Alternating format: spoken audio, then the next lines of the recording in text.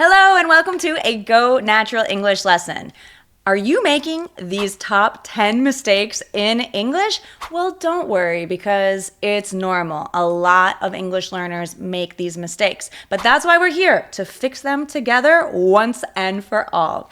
I'm Gabby Wallace, your American English fluency coach, and this English lesson is sponsored by one of my favorite online language learning platforms, italki.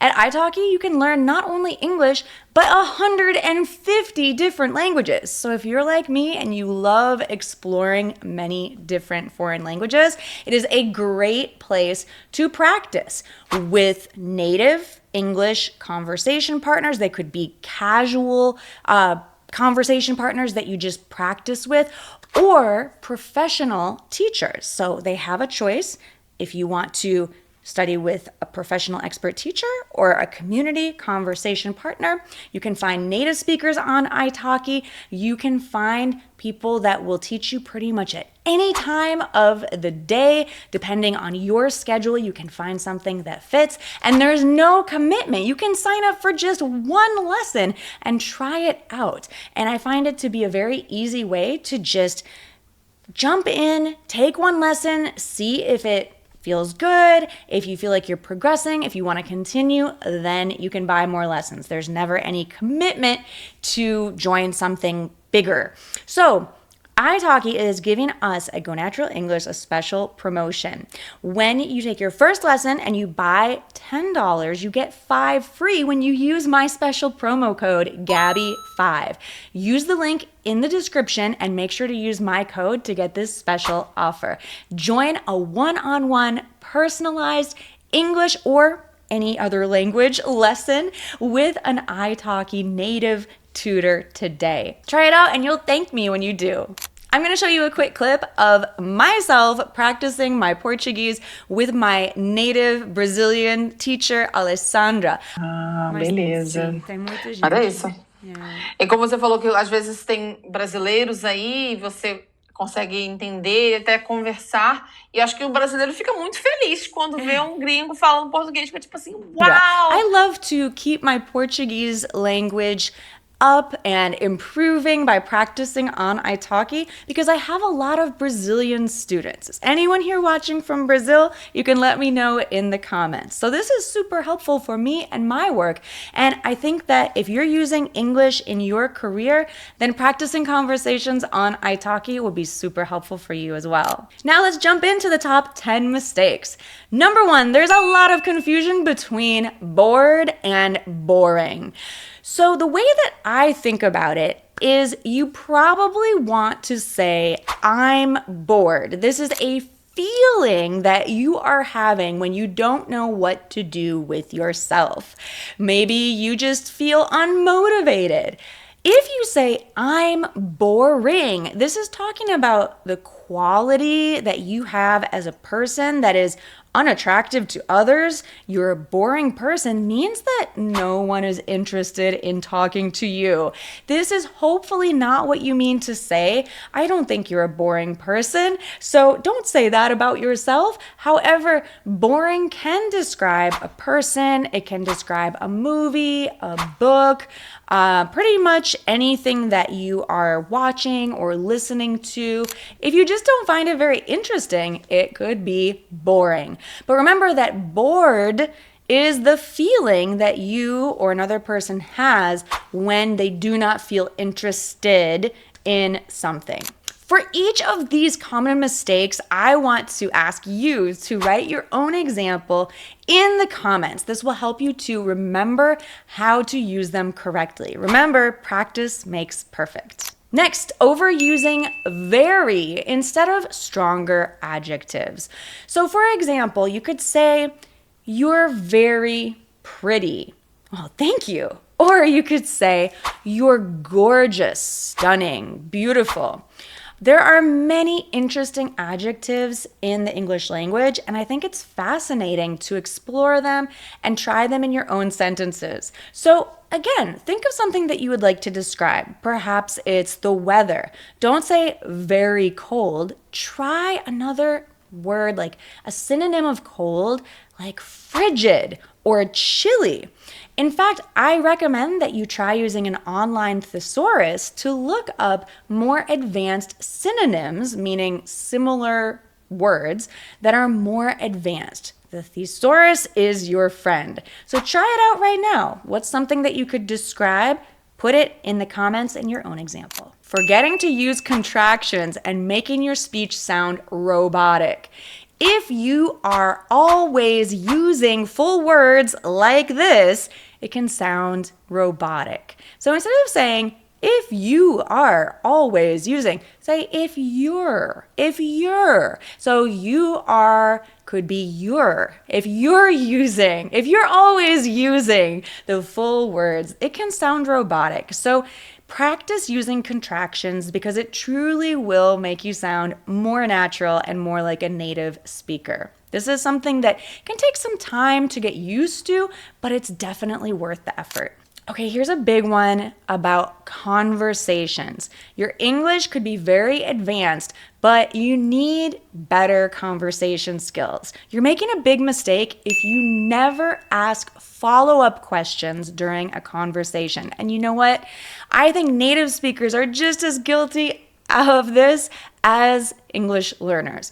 Because it's not just about learning English. As I mentioned, it's conversation skills. It's being interested in the person with whom you're speaking. So if you are talking to someone in an everyday conversation, or even maybe if you're practicing English on italki, then ask follow-up questions. So if someone, for example, asks, "Hi, how are you?" Of course, you're going to say, "Good, how are you?" Right? You're not just going to say good and then stop the conversation.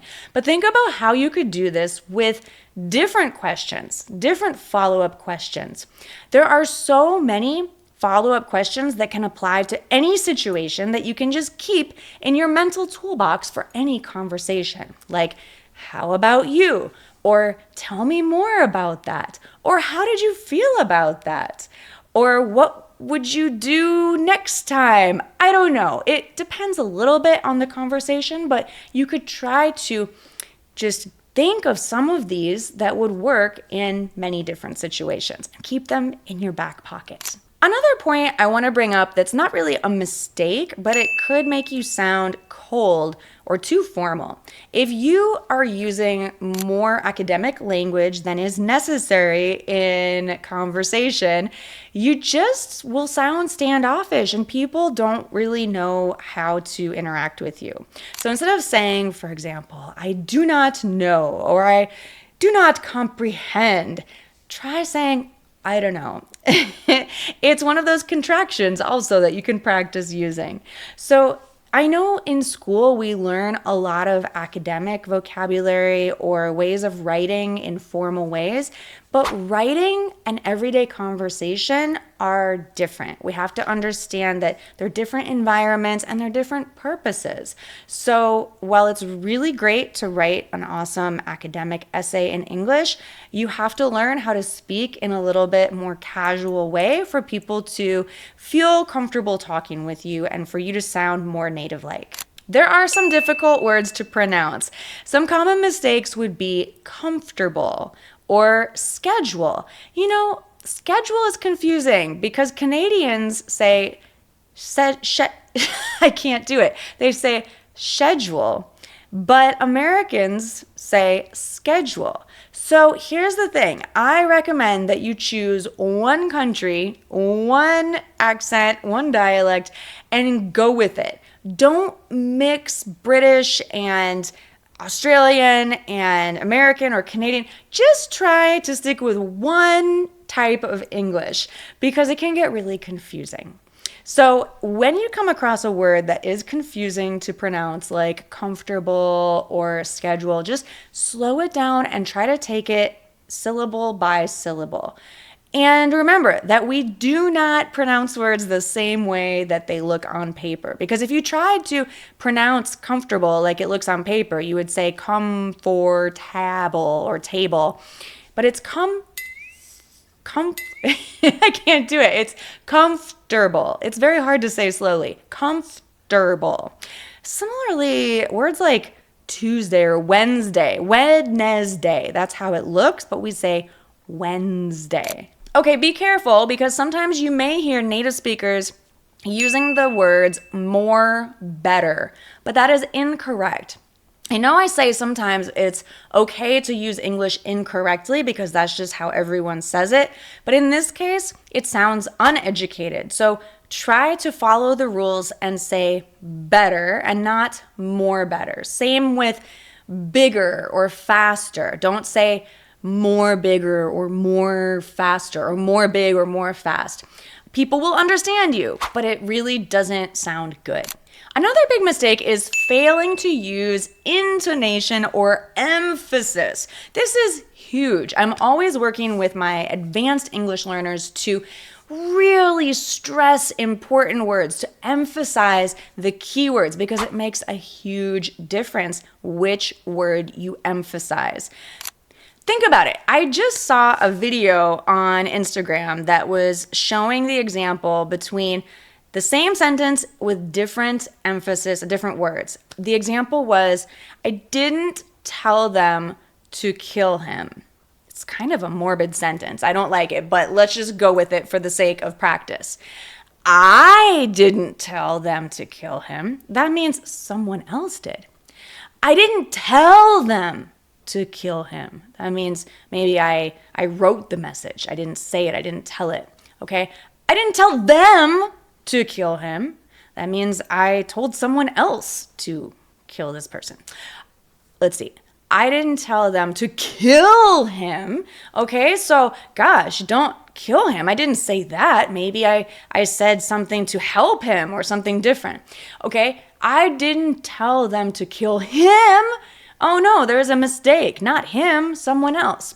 Okay? So this is just an example to show that each different word could get an emphasis and have a completely different meaning in the sentence. It's very interesting, I think. Another common mistake is apologizing too much. I've noticed that in other cultures and other languages, it is very common to say I'm sorry a lot more often than we do in American English. If you're Canadian, then you may be used to saying sorry a lot more. And if you're learning English in Canada, you may hear people saying I'm sorry all the time.